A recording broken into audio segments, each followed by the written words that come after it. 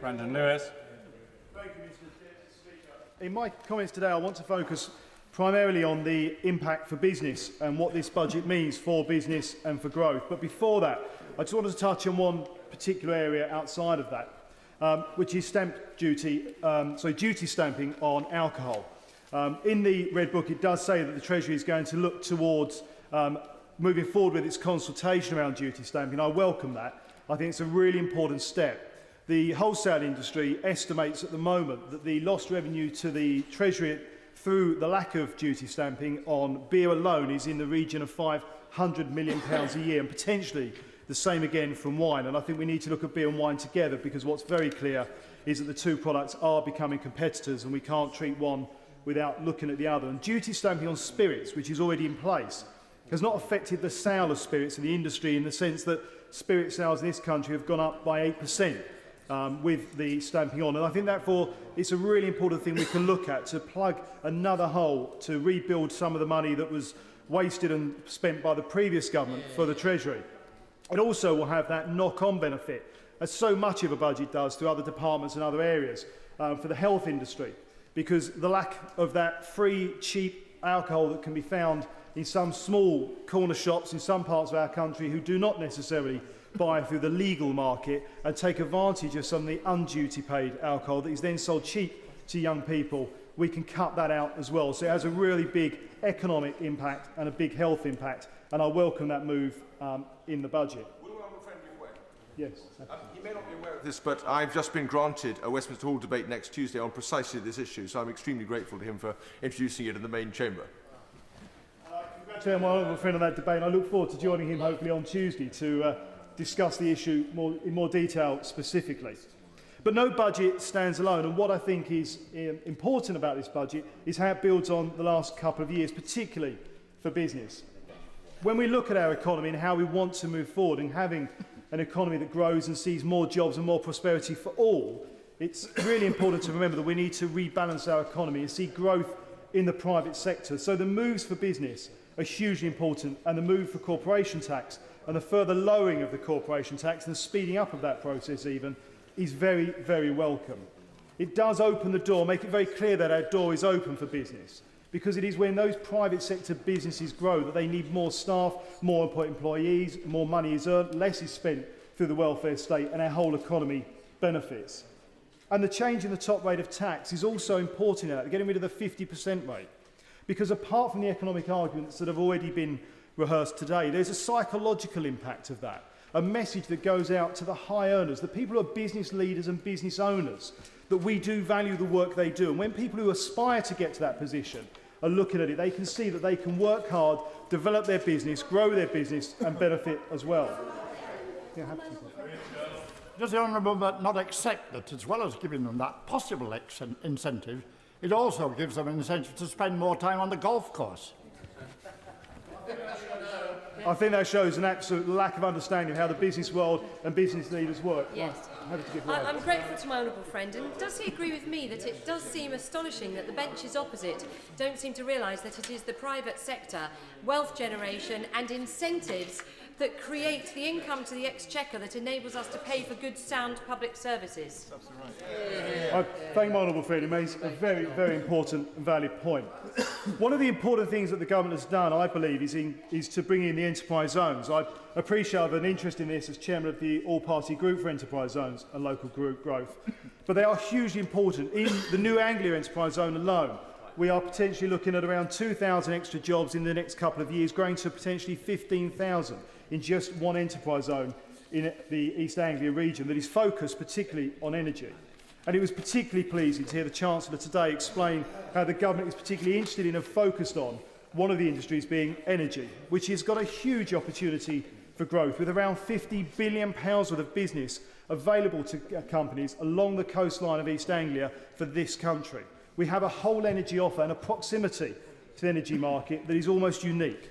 And we are most often competing with countries overseas for that business. So it is hugely important to companies to understand and appreciate that the government is supporting them and wants that business to be based here in this country. The move around corporation tax and the move with capital allowances for enterprise zones is hugely important. If I do have an ask, one of a couple of asks today, and an early ask again to follow one from PMQs today. I would put in a plea now that the Chancellor and the Treasury look hard at whether we can extend that capital allowance opportunity to all enterprise zones to give a real supercharged boost as they move forward to growth. Would the Honourable Gentleman I thank my honourable friend. Would my honourable friend agree with me that we could even get, well, let's just hope that we can bring corporation tax down again next year, because that would really help business. Do you agree with me? Absolutely agree, and that's why I welcome the Chancellor's comment on that today. And the further and faster we can go on that, the more welcoming we will be for business and therefore jobs and economic growth. The one other ask I would put to, suggestion I would put to the Treasury to think about in the years ahead is how we look at and deal with regulation. The changes to planning will be a massive advantage to businesses. One of the attractions of the enterprise zones is how they free up and make planning so much easier. But we can do more on regulation. One in, one out is a great aspiration, but that depends on what the one coming in is.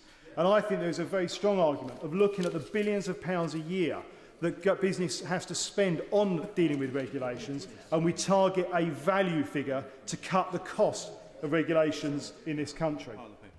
I also welcome the Chancellor's statement around creating certainty for decommissioning, particularly for the oil and gas industry. I think this will be very much welcome in the industry, and I'm sure will be very welcome in Great Yarmouth and the huge number of businesses we've got who work in that field and who are developing and investing massively in our country through more jobs and more employment.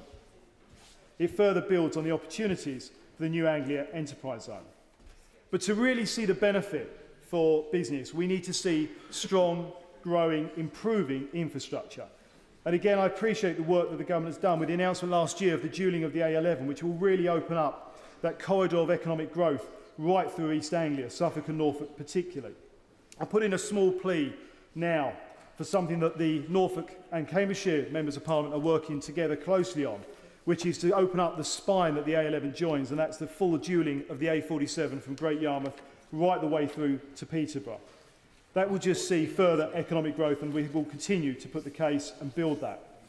But we do have advantages and benefits from this budget in terms of the Mobile Infrastructure Fund, where the A143 from Great Yarmouth to Haverhill will benefit. The Growing Places Fund putting another almost £6 million into the New Anglia Enterprise Zone area, all of which give real big beneficial opportunities for business. What we can also do in unlocking infrastructure growth is look at how we can unlock growth in the construction industry, an industry that is a huge employer in this country.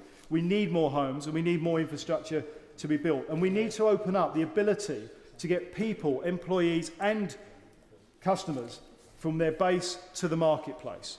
And rail infrastructure can play a hugely important part in that. My honourable friend, the member for Mid-Norfolk, is working hard on some ideas of how to take that forward that are to be congratulated. I know he'll speak on in this House shortly. But we also have an opportunity through the work being done through the Transport Department that's supported by the Treasury to actually unlock economic growth through our railway stations. We've got over 2,500 stations across this country, many of which we would all like to see regenerated and improved. And by dealing with them as real estate, rather than just as transport hubs, there's an opportunity to unlock up to £27 billion worth of business for the construction industry.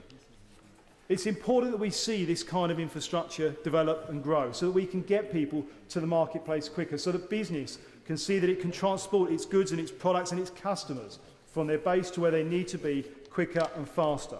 Broadband will open up communications and be a hugely important part of that, particularly for areas like Norfolk with rural hinterlands where the transport infrastructure is not as good as we would like it to be, and communications through broadband can make up that deficit. And the target of 2015 is very welcomed in Norfolk. We have huge opportunities for growth, and this budget knits together work done by a number of other departments as well as the last couple of budgets to see a real opportunity to encourage business to grow and to send a very strong message out to business that this country is not only open for business but is clearly working hard to create the infrastructure and the environment in which business and business people can flourish, and I welcome that from the Treasury.